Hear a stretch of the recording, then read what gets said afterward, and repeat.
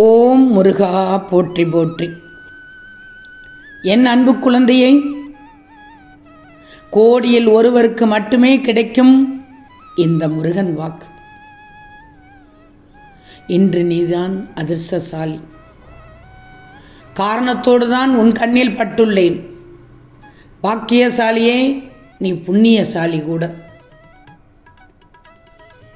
முருகனின் வாக்கை முழுவதுமாக கேள்.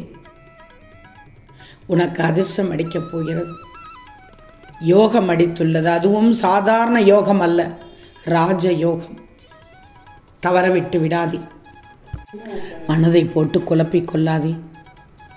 எந்த பிரச்சனையும் வரும்போது எங்கே தவறு நேர்ந்தது என்று மட்டும் பார். ஏன் நேர்ந்தது என்று மட்டும் யோசி. எப்படி சரியாகும் என்பதை மட்டும் தேடு. யாருக்கும் நீ விளக்கம் தர தேவையில்லை. மனதை போட்டு உலட்டுகின்றதா, அதிலிருந்து வெளிவரப்பார். அதை பற்றியே யோசித்து கொண்டே இருக்கக்கூடாது. யோசித்தால் இப்போதைய காலத்தை நிமிடத்திலும் கூட வாழ முடியாது. கவலையால் வாழ்ந்துவிட முடியுமா வாழ்க்கை? மனதை அரித்து கொன்றுவிடும். யார் உன்னை உச்சியில் வைத்து புகழ்ந்தாலும் தரம் தாழ்த்தி இகழ்ந்தாலும் நீயாகத்தான் இருக்கப் போகிறாய். மற்றவர்களுக்காக உன் வாழ்க்கையை வாழப்போகிறாய். யார் வேண்டுமானாலும் என்ன சொல்லிவிட்டும் போகட்டும். வாழ்க்கை என்பது போராட்டம்தான். அதில் தோல்வி என்பது நிஜம்தான். தோல்வி இருக்கும், எல்லோருக்கும் இருக்கும். வெற்றி என்பது எதிர்பார்ப்பாக இருக்கும். ஆனால் வாழ வேண்டும் என்பதுதானே விதி. விதிக்கு நீ வாழத்தான் வேண்டும். வாழ்ந்து காட்ட வேண்டும் என்பது உன்னுடைய தன்னம்பிக்கை. ஆக விதி செய்த சதியால் வாழ்ந்து விடுவாய். ஆனால் அந்த வாழ்க்கையில் நீ வாழ்ந்து காட்ட வேண்டும் தன்னம்பிக்கையோடு. முடியும் என்று நினைத்தால் தானே உன் முடியை கூட வளர்க்க முடியும். படிக்கட்டுகள் ஏறினால் தானே வெற்றி படிகளை எட்ட முடியும். யோசிச்சுப்பார். வெடிகளை செய்பவர்கள் கூட நொடியில் ஆபத்தென அறிந்தும் முடியும் என்று செய்கிறார்கள். வெடிக்கடைக்கு வேலைக்கு செல்கிறார்கள். ஆபத்து என்று தெரியும், ஆனால் வயிற்று பிளப்பு என்று இருக்கிறதே. நீயும் முடியும் என கால்களை எடுத்து வைத்து வா. நிற்கும் குதிரைக்குத்தான் மதிப்பில்லை, ஓடும் குதிரைக்குத்தான் இங்கே மதிப்பு உண்டு. வாழ்க்கையும் அப்படித்தான், ஓடிக்கொண்டே இரு. மதிப்பு உன்னை தானாக தேடி வரும். குறிக்கோளில் உறுதியாக இரு. வெற்றி யாராலும் தடுத்து நிறுத்த முடியாது. நிச்சயமாக தடுத்து நிறுத்த முடியாது. நான் சொல்வதை எல்லாம் கேட்டுக்கோ. கடவுள் எந்த மனிதரையும் வீணாக படைக்கவில்லை. ஒவ்வொருவருக்கும் ஒரு திறமையை கொடுத்துள்ளார்கள். மகிழ்ச்சியாக பழகிக்கும். வாழ்க்கை பாடம் என்பது அனுபவத்தால் உணர வேண்டியது. இன்பமும் துன்பமும் அனுபவத்தால் மட்டுமே உணர முடியும். அதை மற்றவர்களால் உணர வைக்க முடியவே முடியாது. உன் குடும்பத்தில் உள்ள சிரமங்கள் என்னவென்று எனக்கு தெரியும். பயப்படாது.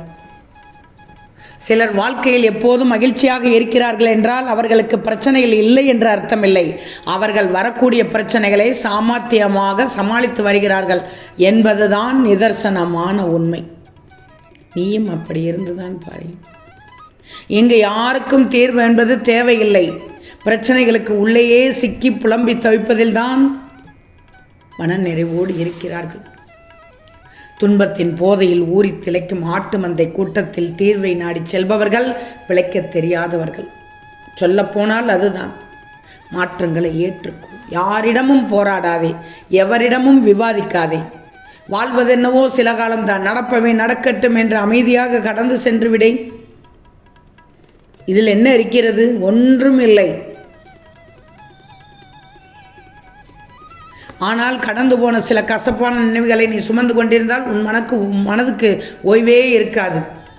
நல்லவர்களோடு பழகினால் ஏமாற்றாமல் இருக்க கற்றுக்கொள்வாய். கெட்டவர்களோடு பழகினால் ஏமாறாமல் இருக்க கற்றுக்கொள்வாய். வாழ்க்கையில் அதனால்தான் யாரையும் சார்ந்து வாழ்ந்து விடாதே என்று சொல்வேன். உன் நிழல் கூட வெளிச்சம் உள்ளவரை தான் கூடவே வரும். அப்புறம்ப்பா என்ன வரும்? வராது. சின்ன விதை தான் ஆலமரமாக வளர்ந்து நிழல் தருகிறது. அதுபோல் தான் முடியும் என்ற விதை விதைத்து வாழ்க்கையை ஆலமரம் போல் வளர்த்தால் தான் உனக்கு வெற்றி நிச்சயம். ஒன்று மட்டும் நல்லா தெரிஞ்சுக்கோ தங்கமி, முயன்றால் வராதது எதுவும் இல்லை. முடியும் என்பது வாழ்க்கையின் அஸ்திவாரம். உன் முருகன் சொல்வதை கேள். நீச்சல் தெரிந்தவன் மூழ்க மாட்டான், வாழ்க்கை புரிந்தவன் வாட மாட்டான். முடியும் என்பது உன் அகராதியில் வரட்டும், முடியாது என்பது அகராதியில் வேண்டவே வேண்டாம். ஆனால் வழி என்னவோ ஒன்றுதான். முள்குத்தினாலே கத்தும் நீ ஊசி போடும்போது கூட தாங்கிக் கொள்வாய். ஆனால் வழி என்னவோ ஒன்றுதான். ஏற்றுக்கொள்ள துணிந்து விட்டால் வலிகளும் வேதனைகளும் தூசிதான் என்று நான் சொல்ல வருகிறேன் உனக்கு. சொல்வதை புரிஞ்சுக்கோ தங்கமி. ஒன்று சொல்லட்டுமா? ஒரே கிளையில் 2 பழங்கள் வரும். ஒன்று விரைவில் பழுக்கிறது, மற்றொன்று தன் நேரத்தை காத்திருக்கிறது. இயற்கை சொல்லும் பாடம், மற்றவர்கள் வெற்றி அடைந்தால் நீ தோல்வி அடைந்தது அல்ல. உன்னுடைய தருணமும் வரும், நிச்சயமாக வரும். உன் முருகன் உன்னைத்தானே தேர்ந்தெடுத்தேன், என்னை வணங்க செய்தேன், உன் கர்ம வினைகளை தீர்க்கச் செய்வேன். விரைவில் உன் மனக்கவலை அகற்றி உன் வாழ்க்கையை அமைதியாக மாற்றித் தருவேன். நீ நீண்ட கால நாளாக எதிர்பார்த்திருந்த ஒன்றை உனக்கு தரப்போகிறேன். அதனால்தான் கோடியில் ஒருவருக்கு மட்டுமே கிடைக்கும் முருகன் வாக்கு என்று சொன்னேன். நம்பிக்கையோடு எல்லாம் நடக்கும், உனக்கானதாக நடக்கும், நிச்சயம் நடக்கும். நல்லா வாழணும்னு ஆர்வம் காட்டும் மட்டும் போதாது. சின்ன முயற்சி, சின்ன பயிற்சி, தீர்மானத்தை இலக்கில் நீ உறுதியாக இருக்கணும். நிச்சயம் அடைந்தே தீர்வாய் உன் இலக்கை. எப்படி என்றால், சிந்திக்காத வாழ்க்கை ஒன்றும் சிகரம் தொடாது. சந்திக்காத பிரச்சனை என்றும் உன்னை சிந்திக்க வைக்காது. நீ வலிமையாக இருக்க வேண்டும் என்றால் துன்பங்களை தனியாக எதிர்கொள்ள கற்றுக்கொள். தோல்வியின் போது நீ யார் என்று உனக்கே புரியும். வெற்றியின் போது நீ யார் என்று பிறருக்கு தெரியும். சாதிக்க நினைச்சுக்கோ, தன்னம்பிக்கையை விட்டு விடாது.